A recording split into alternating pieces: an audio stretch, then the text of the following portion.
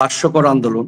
তার কারণ আমরা একমাত্র রাজনৈতিক দল যারা জুলাই আন্দোলনে সরাসরি আমাদের চেয়ারম্যান জি.এম. কাদের ৩রা জুলাই সংসদে দাঁড়িয়ে ছাত্রদের পক্ষে কথা বলেছে। আমি 10ই জুলাই থেকে লাগাতার কথা বলেছি এবং ৩রা আগস্ট আমাদের ছাত্র সমাজের ছেলেরা এক দফার দাবিতে শহীদ মিনারে যে আন্দোলন হয় সেটার ফুটেজ বাংলাদেশের সকল টিভিতে আছে। এখন প্রশ্ন হচ্ছে আওয়ামী লীগের অধীনে যে নির্বাচন, সেই নির্বাচনে বাংলাদেশের সকল রাজনৈতিক দল অংশ নিয়েছে। আমরা 2টি নির্বাচন বেশি অংশ নিয়েছি, তারা বাকি সব নির্বাচন, স্থানীয় নির্বাচন, মেয়র নির্বাচন, 18 নির্বাচন এবং ইসলামী শাসনতন্ত্র, তারা তো 14 নির্বাচনে অংশ নিয়েছে। 31টি রাজনৈতিক দল 14 নির্বাচনে অংশ নিয়েছে। আসলে এগুলো হচ্ছে নির্বাচন যাতে না হয়, নির্বাচন যাতে বানচাল হয়, সেই ধরনের একটি প্রেক্ষাপট। আপনাকে মনে রাখতে হবে, বাংলাদেশে যে যত কথাই বলুক, 2টি বৃহৎ শক্তি, একটু হচ্ছে বিএনপি, একটু হচ্ছে আওয়ামী লীগ। এবং পালা বদলে 8 পর্যন্ত যদি আমরা ধরি, তাহলে একবার আওয়ামী লীগ একবার বিএনপি, এইভাবেই পালা বদল হয়েছে।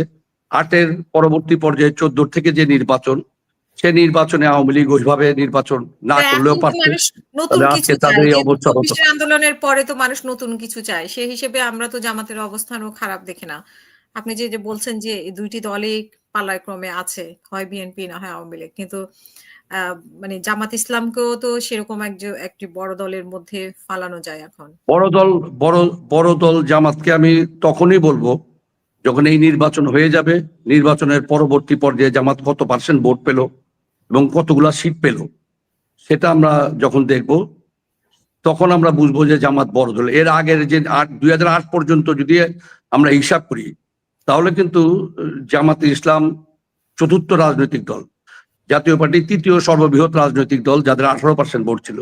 প্রথম দ্বিতীয় তাদের 34%, 33%, 35%, 38%, এভাবে ভোট ওঠানামা করেছে। কিন্তু বাংলাদেশের যে 2টা শক্তি, সেই 2টা শক্তি এখন এই মুহূর্ত পর্যন্ত হচ্ছে বিএনপি আওয়ামী লীগ।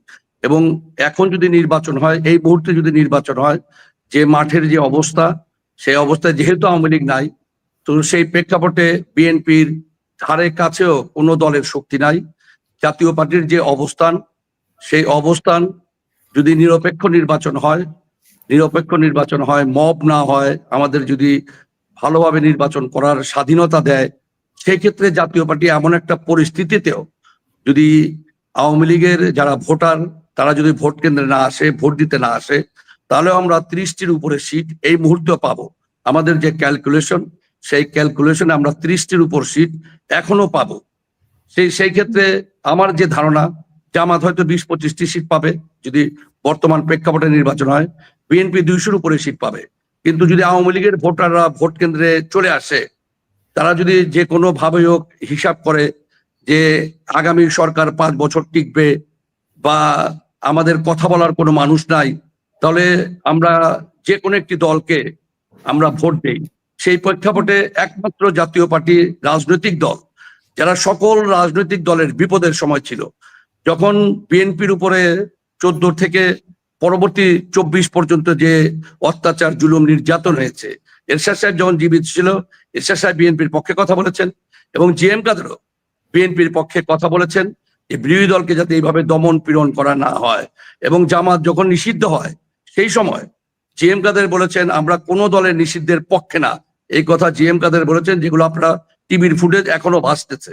তো সেই ধরনের একটা প্রেক্ষাপটে জাতীয় পার্টির সমগ্র রাজনৈতিক জীবনের ইতিহাসে জাতীয় পার্টি কখনো মব করেনি, কখনো গুম করেনি, কখনো কোনো মানুষের অত্যাচার, নির্যাতন, হয়রানি, চোর জুলুম, চাঁদাবাজি, এগুলো রেকর্ড আমাদের নেই। আমরা একটা শান্তিপ্রিয় দল এবং সেই প্রেক্ষাপটে যদি জাতীয় পার্টি ক্ষমতায় যেতে পারে, তাহলে এই মুহূর্তে দেশ চাঁদাবাজ থেকে মুক্ত হবে, দুর্নীতি থেকে মুক্ত হবে, মব থেকে মুক্ত হবে, সন্ত্রাস থেকে মুক্ত হবে।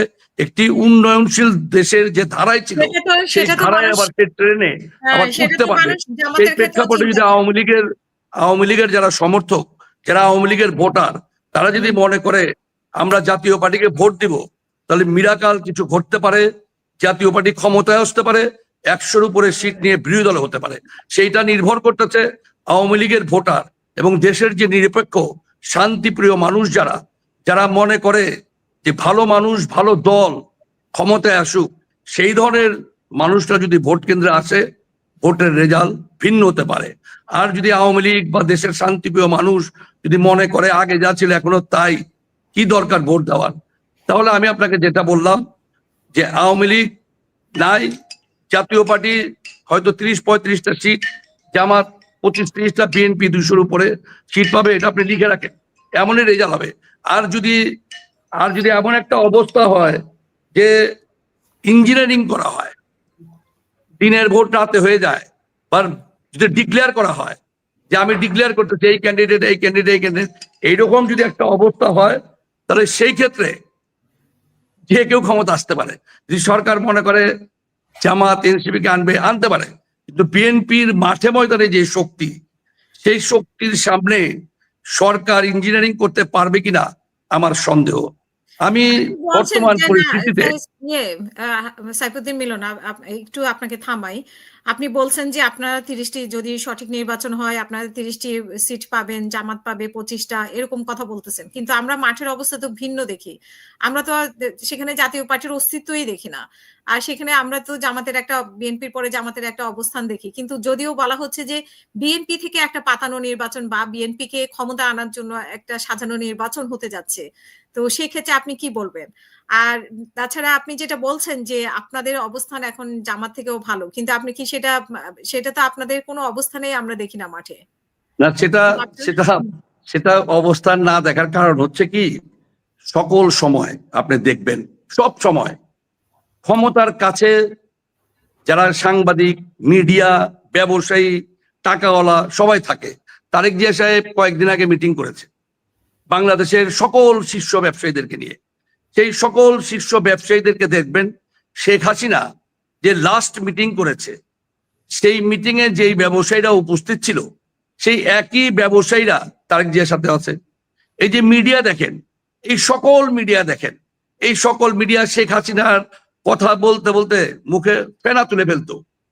তো সেই মিডিয়া এখন বিএনপির কথা বলতে বলতে মুখে ফেনা তুলে ফেলে। তো এগুলো তো ক্ষমতার অদল বদল। এখন দেখতেছে মিডিয়া যে বিএনপির পর হচ্ছে জামাত, এনসিপি, এবং সরকার হচ্ছে দুর্বল হচ্ছে জামাত এবং এনসিপির জন্য। তো সেই প্রেক্ষাপটে মিডিয়া বলেন, যারাই বলেন, যারা জরিপ করে, তারা তাদের মতো করে জরিপ করে।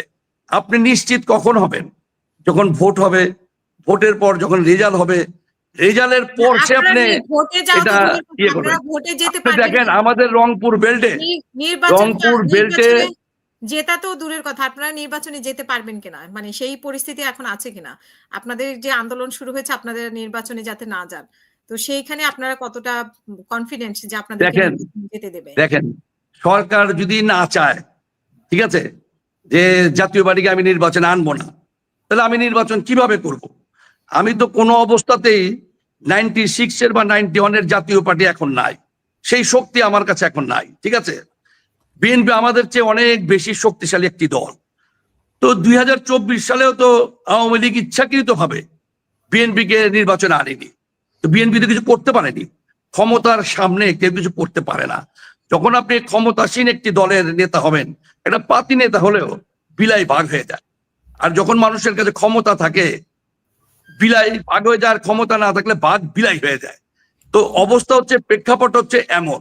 তো এখন যেহেতু সামনে যে অবস্থা, সেটা হচ্ছে বর্তমান সরকারের সময় জামাত এনসিপি আলাদা একটা ফ্যাসিলিটি পেয়েছে, তারা নর্মালি সরকার, এবং তারা যদি কোনো অন্যায় করে, মব করে, অবিচার করে, অত্যাচার করে, তারা কিন্তু অ্যারেস্ট হয় না। কেউ কেউ অ্যারেস্ট হলো, এই যে দেখেন সিলেটে একটা সমন্বয়ক বললো আমি থানা পুড়িয়ে দিয়েছি, আমি ওই এক হিন্দু যে দারোগা ছিল তাকে জ্বালিয়ে মেরেছি। সে নিজের মুখে এই কথা বলার পরও রাতে অ্যারেস্ট করে সকালবেলা তাকে আবার ছেড়ে দিয়েছে। তো তারা তো নিশ্চিত আমি খুন করি, মার্ডার করি, যাই করি, আমাকে কেউ অ্যারেস্ট করতে আসবে না, আর অ্যারেস্ট করলেও সাথে সাথে ছেড়ে দিবে। এমন একটা অবস্থায় বাংলাদেশে আছে।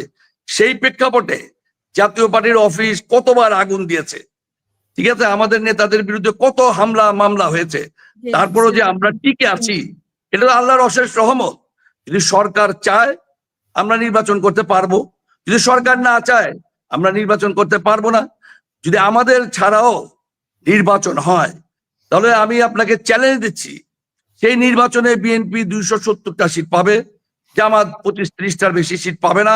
তো ওই ধরনের একটি একতরফা নির্বাচন করে লাভ কি?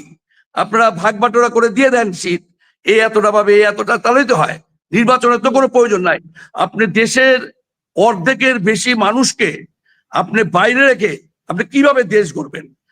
আপনি দেখেন আওয়ামী লীগ অনেক অন্যায় করেছে, আওয়ামী লীগ জি, অনেক অন্যায় করেছে, শুনবো। চোর করেছে, জুলুম করেছে, দুর্নীতি করেছে, অত্যাচার করেছে, অনেক কিছু করেছে। তো আওয়ামী লীগ যা করেছে, বিচার ব্যবস্থার স্বাধীনতা কেড়ে নিয়েছে, সেটা তো এই সরকার আরো বেশি করতেছে। এই সরকারের সময় তো কিছু নাই। তা আওয়ামী লীগের সময় আপনাকে করোনার টিকা দিল, এই 16-17 কোটি মানুষকে 3টি-4টি করে টিকা দিল, এক একটা টিকার দাম 1000 টাকা। সেই আওয়ামী লীগকে আপনি কিভাবে ভুলবেন? তারা তো এটা করেছে আপনার জন্য। আজকে আমরা বাচ্চাদের টিকা হাসপাতালে পাই না।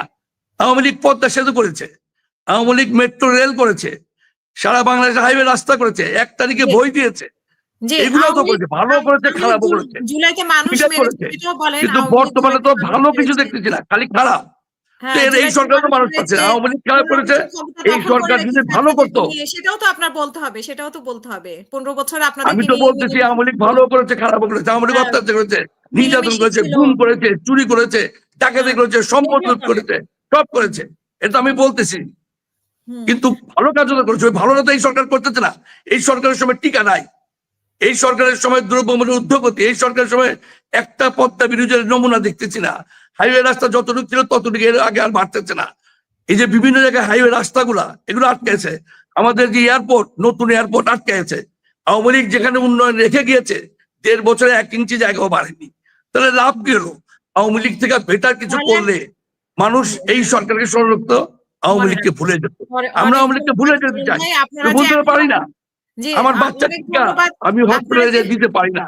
আপনারা যে এখনো আওয়ামী লীগকে ভুলতে পারতেছেন না, হাসিনা আপা, সেটাই আপনি আপনি আপনি আওয়ামী লীগের খারাপও আছে, ভালো আছে, দুইটাই আছে। হুম, এই সরকারের ভালো কিছু নাই, অনেক অনেক সব ধন্যবাদ। খারাপ, শুনবো আপনাকে ভালো আবারও। কিছু নাই।